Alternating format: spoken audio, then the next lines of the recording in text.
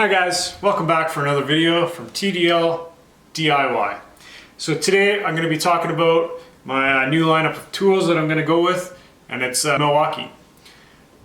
I'm going to go over the tools individually really quick, or fairly quick, and kind of give you my reasoning behind why I got this tool or that tool, and kind of why I went with Milwaukee versus other brands. So a lot of these tools I got for Christmas or like Boxing Day as a gift. This battery, I got a 2-pack. It's the M18 XC 5.0, and I got that as a gift from my kids. So those were a 2-pack for $150, I believe. Next up is the M12 XC 3.0, and I got this Boxing Day, I believe, and I picked those up for a 2-pack of those again for I think $100. And these guys right here, they're the M12 Cp 3.0 batteries, and I got them for free. I got 2 of them, and I got the promotion when I bought the tool, or sorry, when my wife bought me the tool. So right over here we got the Stubby 3/8 impact, and it has 250 foot-pounds of nut-busting torque. And the nice thing I like about this thing, guys, is how compact it is. And I also got this battery free with it. I do have this battery because I thought it would be a lot better and gives a nice flat bottom to sit down. I also got, as you can see, the boot for it, because sometimes, you know, you're working in your garage and you flop it over, you knock it over, and I just kind of want to protect the case and the body from any scratches and dings that you're going to get from it. So that was about $35. The one thing I really liked about this Stubby, guys, is that it's got 4 modes. So it has 1, 2, and 3, and they have varying speeds. The one other thing I like about this, it has like a 4th mode, and basically has an auto shut off when you're removing a nut. You'll go until it feels that it's loose, and then it's going to slow right down so it doesn't fling that nut across your shop. The nice thing about it too is that when you're tightening a bolt or a fastener on, it's only going to go to about 20 foot-pounds of torque or so, and it's going to stop. That way it prevents you from over tightening something, and you can come back with a torque wrench and tighten it up properly. So to this guy over here, I got this 3/8 electronic ratchet. It has 55 foot-pounds of nut-busting torque. That number is going to vary, and same with this one, You're going to look across, and if you're going to do product reviews, which I have done, or sorry, have looked at myself, to kind of figure out what is the best tool for what I'm going to need in my shop, in my garage. I got this one because it can just get into smaller spots than this guy can. It is less powerful than this guy as well, and really it allows me to speed up things a little bit faster, especially when you normally get a ratchet and it can get in a spot that maybe you can't turn a ratchet very easily. This is the guy that I went with, and I got it in 3/8 because that is the type of socket I typically go for. It's kind of the middle ground. You know, in a ratchet set you usually have 1/4 inch, 3/8, and 1/2 inch, and that is the one I typically go for most things. So over here, guys, we have the mid torque. It's the newer version. It's got the 3 LED lights right around the anvil. This is the mid torque impact wrench, and I got it in 1/2 inch. And this has the friction ring, same with this one. And this one just has the ball, I forget what it's called.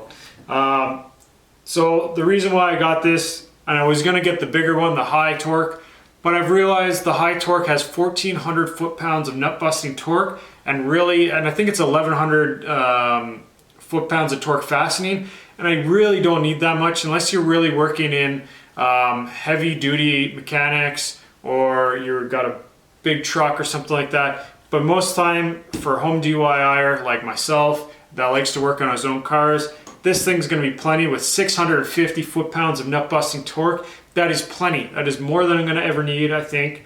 And Yeah, I think it's about 600 foot-pounds of fastening torque. Could be 650, could be wrong on that one. But again, it's just a great, these are all great tools to have, and it kind of gives me a good variety of different tools for different applications and different ranges that I'd pick them. So I got this guy 1/2 inch. He's gonna be the stuff that takes off my wheel nuts. Even though I've seen this guy do it in some videos, this guy will take your wheel lugs off no problem. This is gonna be for the more stubborn nuts and stuff like that I'm gonna be needing to remove. And this guy's model number is 2962-20. This guy right here, this one's a 2557-20. And I didn't really explain the reason why I'm going to be using this one. I got it in the 3/8 as well, like I said. But this is kind of going to give me my overall kind of stuff that I'm not going to need the heavy hitter for, and it's really compact and it can get into small tight places, potentially removing some suspension components, stuff like that. This is going to be the go-to guy for that. And for his model number is 2554-20. They're all great products. Same with this guy. He has the 4 modes, 1, 2, 3, and it also has the removing. It slows down once it feels that there's no more resistance on it, and fastening your nut, I think it goes to about 30 foot-pounds of torque. So you don't over torque it, and you can come back later with a torque wrench to properly torque these things. The reason why I went with Milwaukee, guys, is because it has all around, it's leading #1 in the products they make, whether it being the fastest, the strongest, whatever the case may be.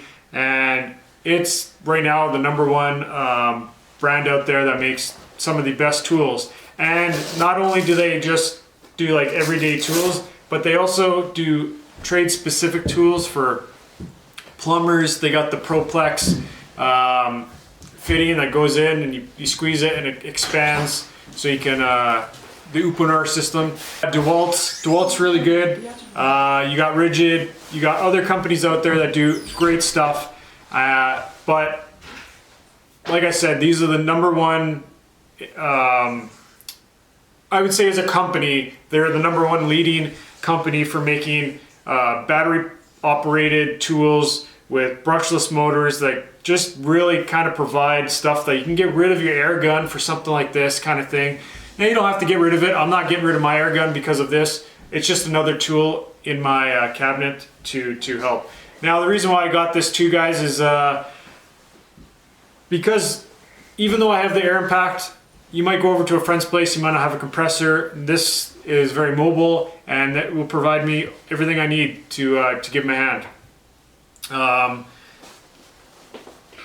They are a little bit more expensive than some other ones, but again, you're paying for the quality of the product, some of the warranty stuff.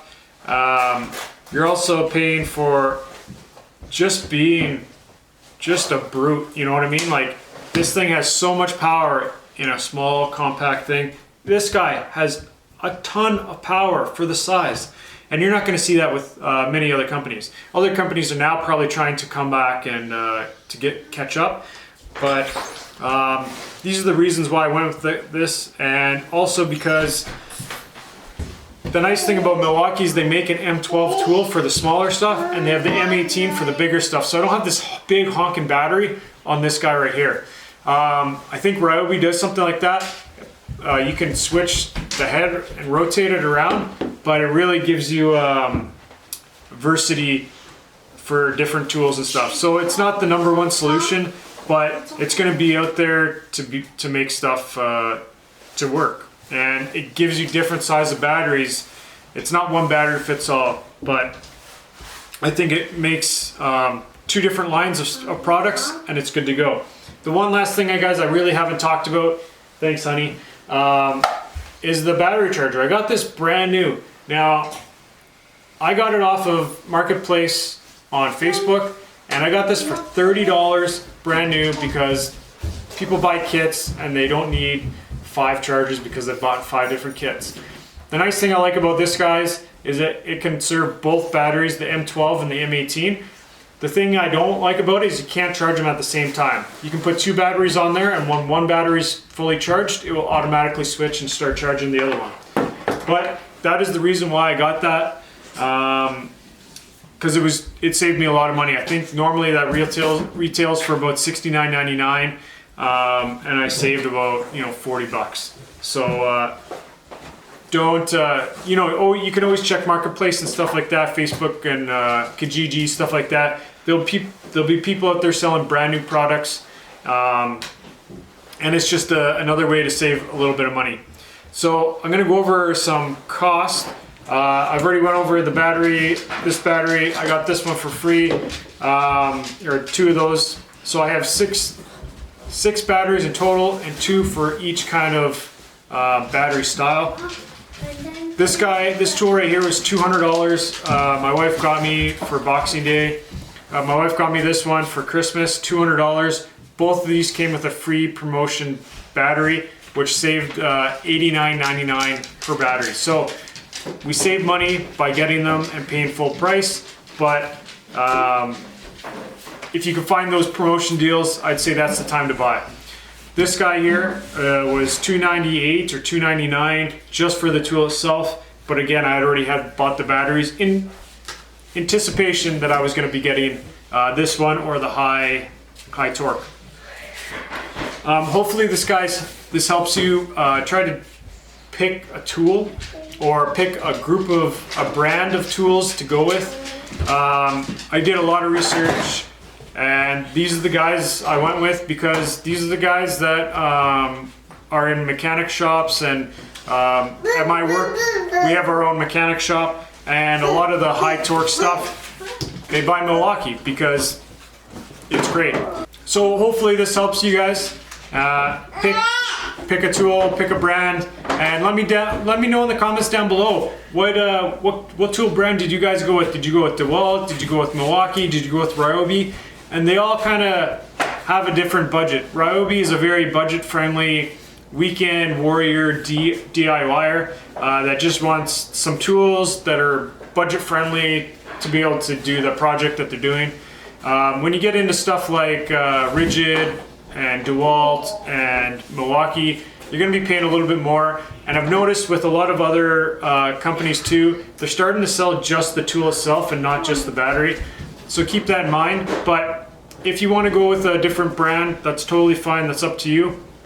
Some of those other brands will come with batteries and chargers, which is a nice thing to have because it could be a similar price as just the tool only.